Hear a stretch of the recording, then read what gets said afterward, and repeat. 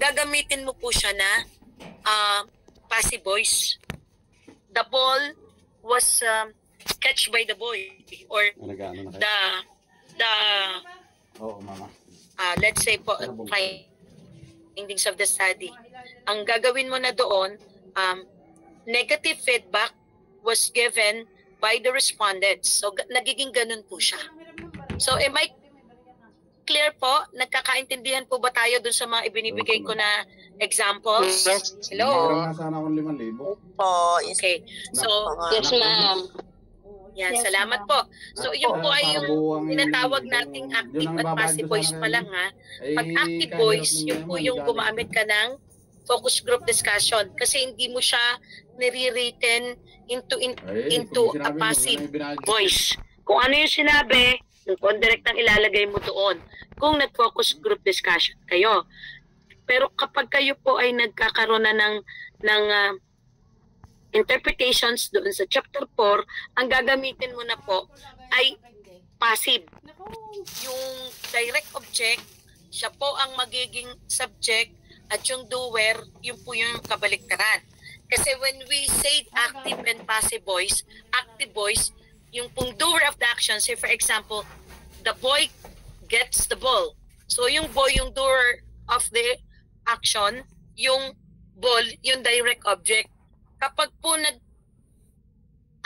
passive voice tayo, baliktad, yung the ball was gotten by the boy, nagiging baliktad. Yung direct object, siya ang naging subject kasi binaliktad mo. At kalimitan po sa chapter 4, nagiging ganon ang dating. Nagiging passive ang voice ng ating tone ng ating pagdidiscuss. Okay? So yan lang naman po yan. Very important na clear kayo sa mga tenses. Ito very significant Pag gumagawa kayo ng proposal, it should be future. At pag gumawa na po kayo ng report na, it should be past. Nahuhuli po Say for example, pag gagawa ka ng research proposal, dissertation proposal, always use the verb tense future. Kasi gagamitin mo pa. The study will use a descriptive or qualitative design. The study will utilize 30 respondents. The study will be conducted. The research shall be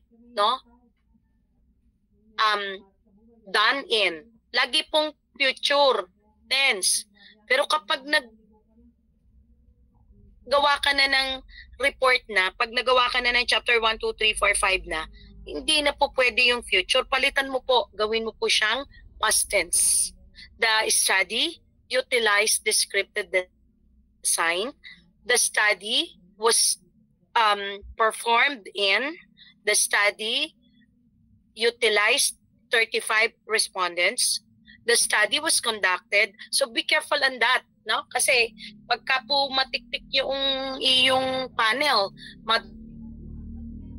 dadali ka niya. Same po with writing a project proposal or innovation. Lagot kayo dun sa inyong ranking committee. Kapag nakita na, oh ma'am, where is your proposal? Oh tama, will, shall. Oh where is your accomplishment report? Hindi mo pinalitan So, naging future pa din. Sala ka, hindi ka nagbibigyan ng puntos for that. Kasi ibig sabihin, hindi mo siya nagawa pa. So, be careful on that. Though tayo po ay paminsan-minsan, or not minsan, always, we're not so particular with the grammar. Be careful on that. Kasi pagka nandun ka na sa formal na moment, kita doon, paano ko ito bibigyan ng puntos, ma'am? Hindi mo pa pala naman nagagawa. It's not an accomplishment report. It is actually a proposal. So, sasabit ka na. So, be careful on the sentence tenses. Okay po ha? Those are very, very important keys or concepts. O, yan naman po, mga subject-verb lang, subject-verb-object, subject-verb. Ibibigay ko na lang po and then use that as your reference. 12 verb tenses, yan ang mga mahalaga. Simple, continuous, perfect, perfect continuous. Okay? So, medyo po minamadali ko dahil mag-30 minutes na. Gusto kong ibigay yung EDCOM 2 at saka po yung EDCOM 2 at saka po yung ating 5-point agenda. So 12 tenses, present simple, present continuous. Ang pagkakaiba-iba lang mo niyan paggamit ng helping verb. Tingnan nyo lang yan. Helping verb, no? And then prepare, don't prepare. Then sa question, do I prefer? Actually, when I was young, talagang very particular ako dyan. Na-enjoy ko po yung mga sa grammar na yan. Ano? She's listening, she's not listening, she's not listening, the music now. Is she listening, the music? Masarap po siyang hanapan ng grammar error. Kasi yun ang una yung sinasabi ko sa SESWE and even the Civil Service Examination, grammar error ho. Okay? May mga pagmisan po parang nakakawili yan na grammar error natin. So you can use that as well tenses, no? Grammar rules, yan po yan, marami tayong grammar rules. First rule, a noun is a person, place or thing or an idea. Rule 2, complete sentence must include a subject and a predicate. Very basic, but those are very important. The only exception to the above rule is the imperative sentence like go away, get out. That's imperative. Next, command, no? Command or request. Then adjectives. Yan, kita nyo naman po. Then, compound subject includes 2 or more simple subjects. Compound predicate, 2 or more predicate. Compound sentence include more one of the subject or predicate. Independent clause consistent of subject and predicate. Dependent clause cannot form a complete sentence. Direct object not being acted on the verb. So yan po yung active. Passive, no? Indirect object is the noun which receives the direct object. The written passive voice, conjugations, the verb to be, then sentences is written in passive voices, then passive voice, prepositional phrases, of course, adverb function like prepositions, then subject complement describe the subject of the sentence. Yan po yung mga rules natin. Then grammar rules uli, inulit lang. Then kinds of voice, ito yung sinabi ko kanina, the active and passive. It tells whether the subject is the doer or the subject of the action, can be active or passive. Yan. Pag po active, subject, verb, object. Kapag naman passive, baliktad. Okay? Then, sample po na active, reporters write news reports. Nauna yung doer, then direct object. Then passive po, news reports are written by the reporters. Nauna yung receiver of the action, and then yung nag-action po nasa huli. So yan po yung sample, and then these are the different tenses. Okay? And then adjective. It could be a positive, comparative, superlative, depending on the degrees. Kinds of adjectives, quality, quantity, number, demonstrative, and interrogative. Categories po, determining and qualifying. Pag po nag-order na, una munang opinion, pretty, then yung pong size, yung age, yung shape, color, origin, then material. Then the noun.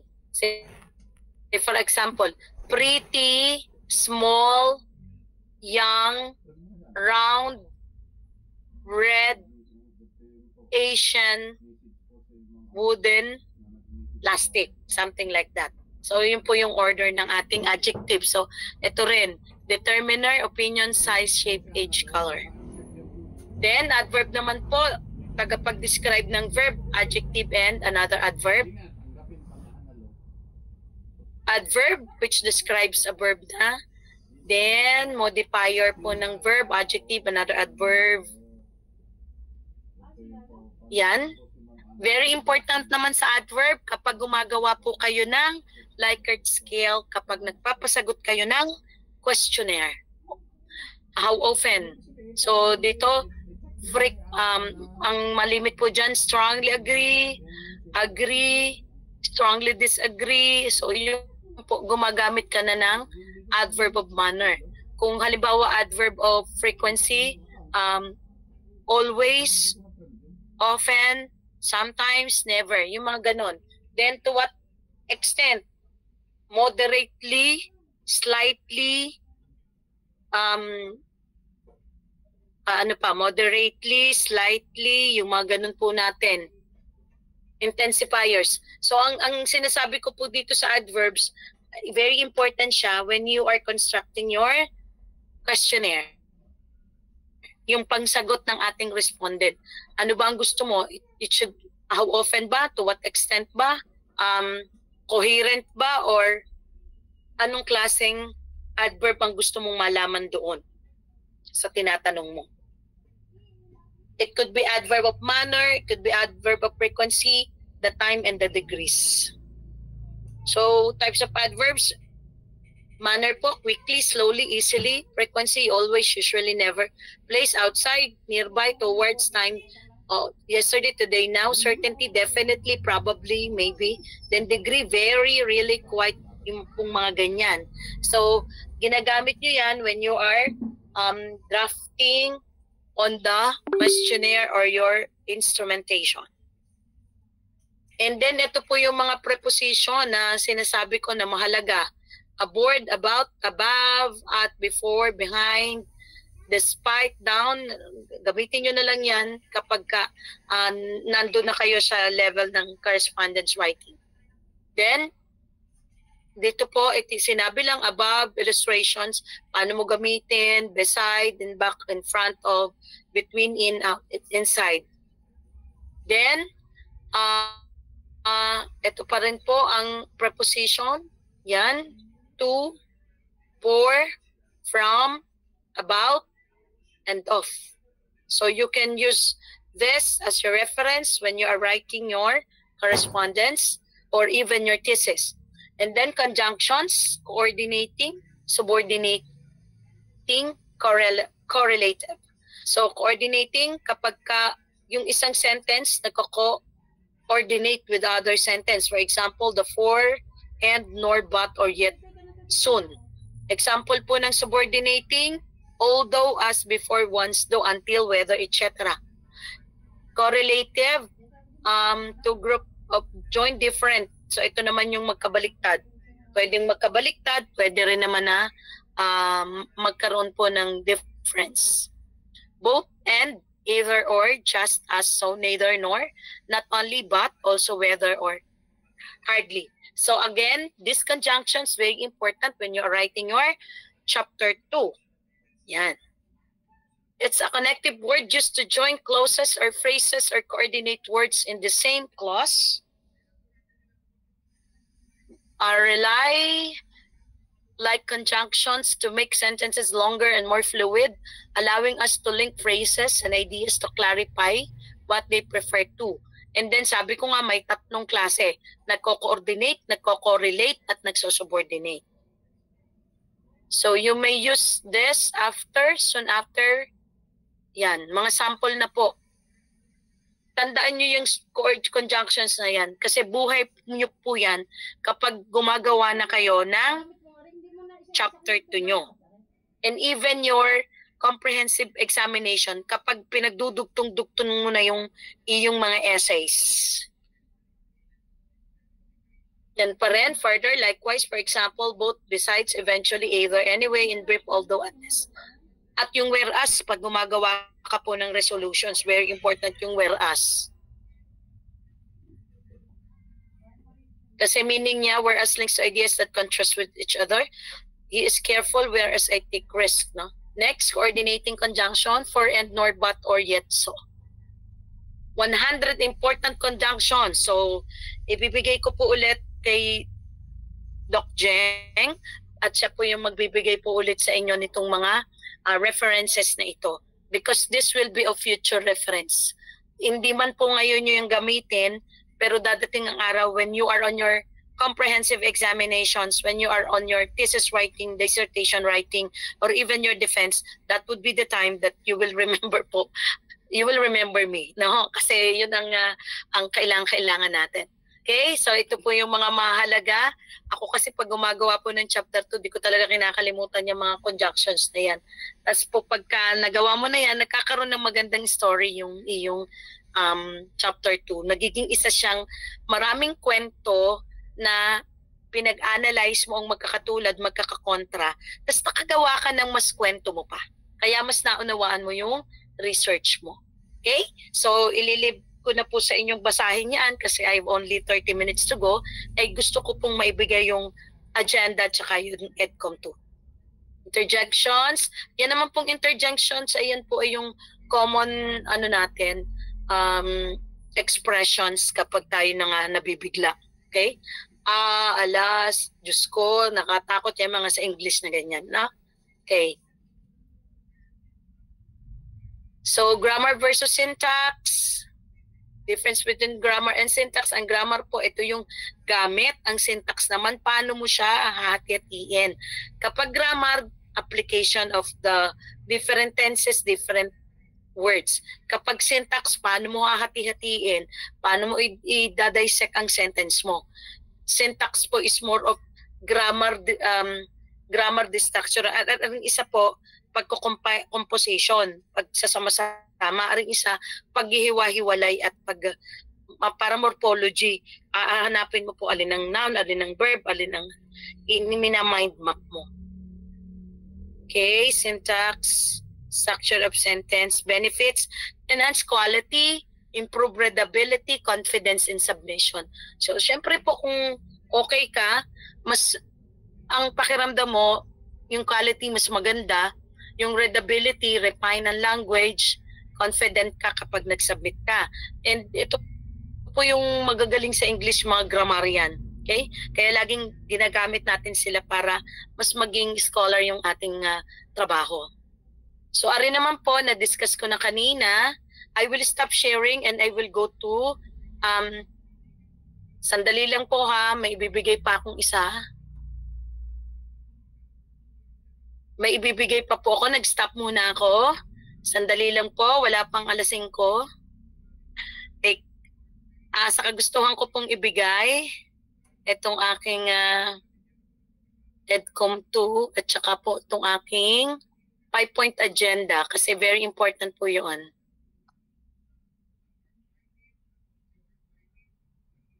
Nasaan na yung 5-point agenda ko?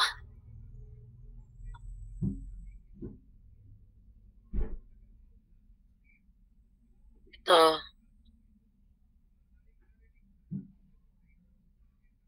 Nakikita na po ba ang 5-point agenda? Hello? Yes po. Yes po. Okay. Kaya ko po binigay. Very important po. Aside from grammar structure lang, binigay ko na din kung ano pa yung pwede nyong magamit kapag nag-compre na kayo. Kasi I believe marami po dito is mag-exam na. Kaya hindi ko na lang po siya discuss ng gusto yung grammar and structure. Ibibigay ko na lang po na reference, just review.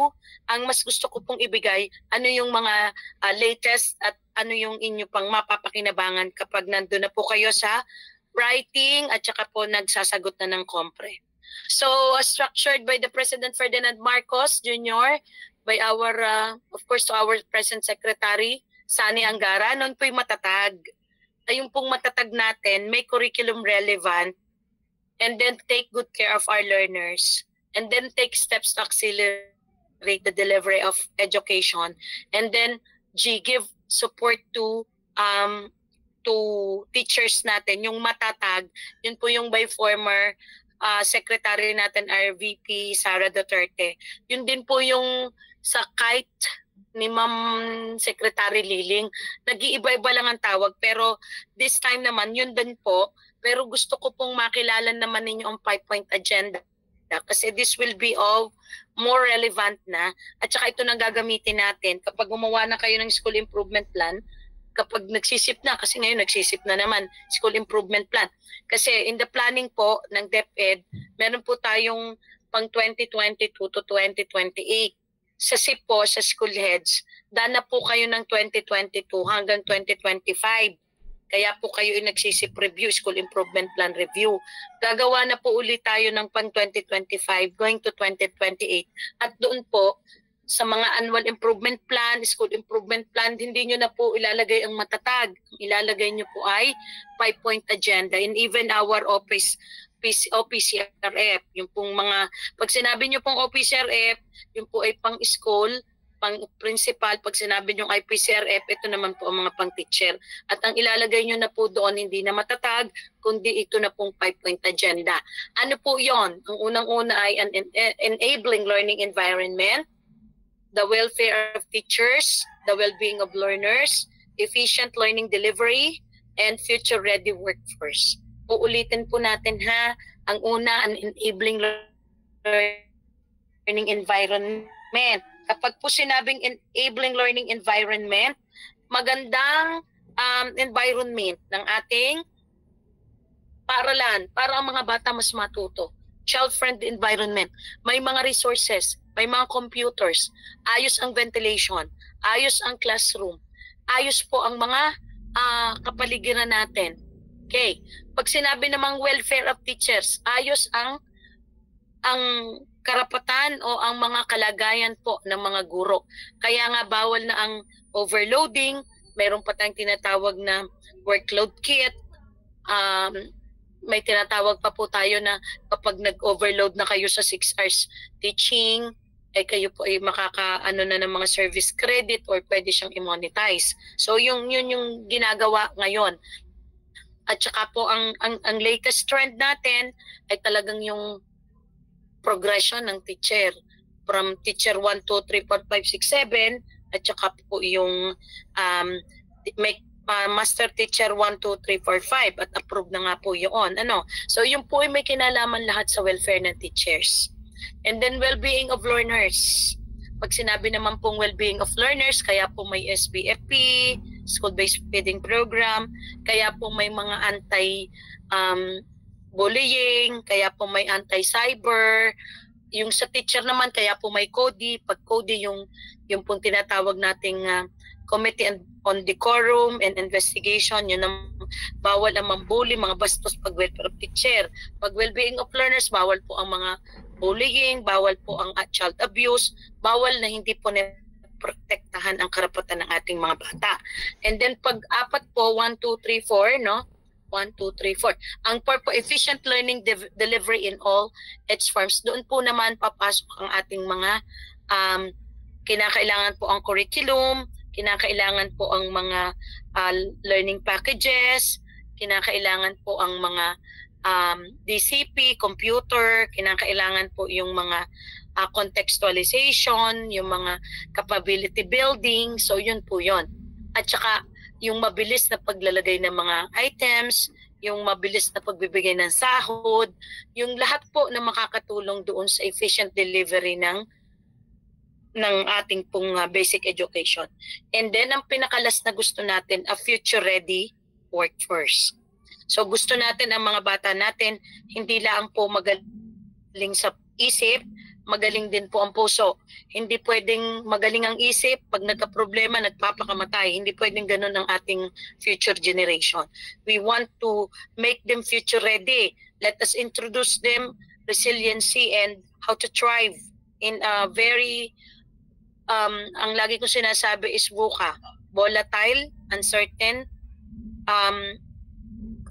complex and ambiguous environment. Yun po yung VUCA na sinasabi ko lagi. Ibig sabihin, napaka-uncertain na mundo, let us make our learners certain. Yun po yun. So remember those 5-point agenda. Very significant yan. Okay? So yan po yun. The President emphasized our education system must be strategically calibrated, make sure that our youth are not tough to become literate. And then, according to DepEd, learning losses have reflected yung PISA. Sana tumaas na yung PISA natin kasi for the first time, ni-review naman yun at inayos. Underscored the importance of looking after teachers, bridging classrooms, shortage, untangling procurement mishap. Yan. Then, moving forward, the emphasize the 5-point agenda as vital in unlocking agencies' long-planned initiatives like decentralization of funds, public-private partnership, concrete steps to address classroom shortage, strengthen our workforce by filling critical personnel. Kaya po ang daming mga non-teaching ngayon, no? Kung mapapansin niyo po, hindi na lamang ang nirarank ay ang mga teacher, nirarank din ho ang non-classroom and non-teaching personnel. Kaya po ang limit-limit magtawag. Kasi nagbibigay ng maraming non-teaching para ang teacher mag-teach na lang at ang non-teaching ang trumabaho ng mga trabahohing iba. At saka po ang mga principal ipinagre-reclass para ang gusto bawat school may principal. At nang sila na po ang gagawat, hindi naman ang kung sino-sino na. Tsaka po yung mga head teachers, baka po dumating ang araw na magre-retitle, sila ay pupunta sa teacher at saka po sa principal. Pero hindi naman po ibababa ang salary grade. Meron namang kaukulang parallelism. So kung kayo po ang eskwela ko next week, so isa po sa important na yung innovations and trends po ay yung tungkol nga doon sa career progression. Okay, learning environment, supportive stimulating setting that fosters curiosity, creativity, and independence. Student well-being, well-rounded education that acknowledges and builds upon individual strength, crucial for promoting student well-being. Teacher welfare encompasses the well-being of educators. Improving teacher welfare. Efficient learning delivered for teachers. Future-ready workforce. Ang gusto po natin, technical skills, ma-provide. Soft skills, to embrace continuous learning and adapt to new technologies and challenges. Hindi na po uso ang mga kabataan ngayon pag nag-immerse, hindi marunong sa computer. Kinakailangan turuan nyo talaga yan. Kasi pagdating sa workplace, hindi po nila na marunong talaga. Kaya po pinipilit natin all schools have computers and also internet connectivity. Let them utilize it. And of course, kayo naman po, future-ready educational leader, visionary who embraces change, fosters collaboration, empowers others to create innovative and effective learning, and adaptable, flexible, prioritize equity, access for all students while also focusing on data-driven decision-making and continuous improvement. And be the one. So thank you so much.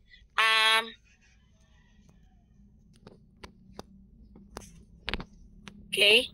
Doc Jeng, okay pa? May 16 minutes pa? Kaya pa yung EDCOM 2? Ay, Doc, hello po. Ang kayayaman po ay ang Sir Saldi po ay yung nag-chat na din po, ma'am. Sige. Opo. Salamat po. Okay, sige. Sige, okay po. Thank you so much. And kung sa next week, ma'am, isama mo na din sila para kung sakali man po doon sa ating trends, learning innovations and trends para po makasama. Okay? Maraming salamat po. God bless. Waiting na din po ang Dr. Saldi. Salamat po ng maraming po, Dr. Thank you po, ma'am. Thank you po, ma'am. Salamat po. Ma'am. Alright, students, wag na po kayong lalabas ng link. Ito na rin po ang link na gagamitin ng atin pong minamahal na SDS. Sir Saldi Bulaños. Permission to leave, ma'am. Permission to leave. Thank you. Okay, salamat po, Kati. Thank you so much po. Dear students, wag na pong lalabas po, ha? Wag na pong aalis.